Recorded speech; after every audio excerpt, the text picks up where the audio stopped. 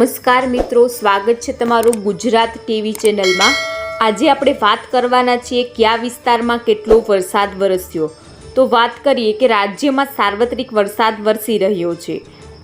ગુજરાતમાં મેઘરાજા મહેરબાન થયા છે। વાત કરીએ નવસારીની તો નવસારી શહેરમાં વહેલી સવારથી જ વરસાદી માહોલ જામ્યો હતો। નવસારી જિલ્લામાં મેઘમહેર યથાવત છે। નવસારી શહેરમાં ધોધમાર વરસતા ઠેર ઠેર જગ્યાએ વરસાદી પાણી ભરાયા છે। શહેરમાં શાકભાજી માર્કેટમાં પાણી ભરાતા લોકોને હાલાકીનો સામનો કરવો પડી રહ્યો છે। નવસારી તંત્રના પાપે લોકોને ભારે હાલાકીનો સામનો કરવો પડી રહ્યો છે। મિત્રો, વાત કરીએ આપણે સાબરકાંઠા જિલ્લાની તો સાબરકાંઠા જિલ્લામાં ધોધમાર વરસાદ આવ્યો છે, જેમાં હિંમતનગરના પ્રાંતિજ સહિતના પંથકમાં વરસાદ ખાબક્યો છે। તેમાં ભારે પવન સાથે વરસાદ વરસતા મંડપ ઉડ્યા છે। તેમાં મરણ પ્રસંગે ઊભો કરાયેલ મંડપને નુકસાન થયું છે। ત્યારે જિલ્લામાં ધોધમાર વરસાદ આવ્યો છે। અસહ્ય ઉકળાટ બાદ મેઘરાજાના વધામણા થતાં લોકોએ રાહતનો શ્વાસ લીધો છે। મિત્રો, અમદાવાદની વાત કરીએ તો અમદાવાદ સહિત સમગ્ર ગુજરાતમાં વરસાદનું આગમન થયું છે। અમદાવાદમાં છેલ્લા કેટલાય સમયથી છૂટા છવાયા વરસાદી ઝાપટા પડી રહ્યા છે। ત્યારે બપોરના સમયે અચાનક અમદાવાદમાં વરસાદ શરૂ થતાં શહેરીજનોને ગરમીના બફારામાંથી રાહત મળી છે। અમદાવાદ શહેરની વાત કરીએ તો ગોતા, પાલડી, વસ્ત્રાપુર, ચાંદલોડિયા, બાપુનગર વિસ્તારમાં ધમાકેદાર વરસાદ વરસ્યો હતો। ગુજરાતમાં મેઘરાજાની જમાવટ થઈ છે। રાજ્યમાં સાર્વત્રિક વરસાદ વરસી રહ્યો છે। ત્યારે વાત કરીએ બોટાદની તો બોટાદના ગઢડા તાલુકામાં પણ ધોધમાર વરસાદ વરસ્યો હતો।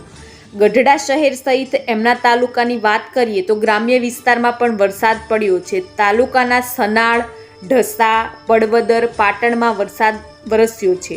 તેમજ જલાલપર, માલપરા, ગુંદાળા, રળિયામણામાં વરસાદી માહોલ જોવા મળ્યો છે। ગઢડા તાલુકામાં ધોધમાર વરસાદને કારણે રોડ ઉપર પાણી ફરી વળ્યા છે।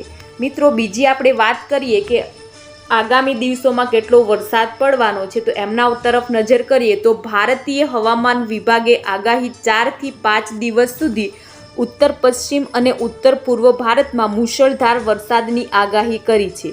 હવામાન વિભાગે શનિવારે જણાવ્યું હતું કે હાલમાં ઉત્તર પશ્ચિમ બંગાળની ખાડી પર નીચા દબાણનું ક્ષેત્ર ઉત્તર ઓડિશા, પશ્ચિમ બંગાળના દરિયાકાંઠાની નજીક સ્થિતિ છે। દરમિયાન દિલ્હી બાદ ગુજરાતમાં ભારે વરસાદ દરમિયાન રાજકોટ હીરાસર ઇન્ટરનેશનલ એરપોર્ટ પર છતનો એક ભાગ તૂટી પડ્યો હતો। હવામાન વિભાગે જણાવ્યું છે કે પૂર્વ, ઉત્તર પૂર્વ, રાજસ્થાન, બિહાર, ઉત્તર પ્રદેશના પૂર્વ ઉત્તર પશ્ચિમના નીચેના ટ્રોપોસ્ફિયર સ્તરે ચક્રવાતી પરિભ્રમણ રચાયું છે। ઉત્તર પ્રદેશના ઉત્તર પશ્ચિમ ભાગમાંથી લો પ્રેશર વિસ્તારની સિસ્ટમ રચાઈ છે। હવામાન વિભાગે કહ્યું છે કે આ હવામાન પ્રણાલીઓને કારણે હિમાચલ પ્રદેશ, ઉત્તરાખંડ, પંજાબ, હરિયાણા, ચંદીગઢ, દિલ્હી, ઉત્તર પ્રદેશ, મધ્યપ્રદેશ અને રાજસ્થાનના અલગ અલગ ભાગોમાં 29 જૂનથી 3 જુલાઈ સુધી ભારે વરસાદની સંભાવના છે।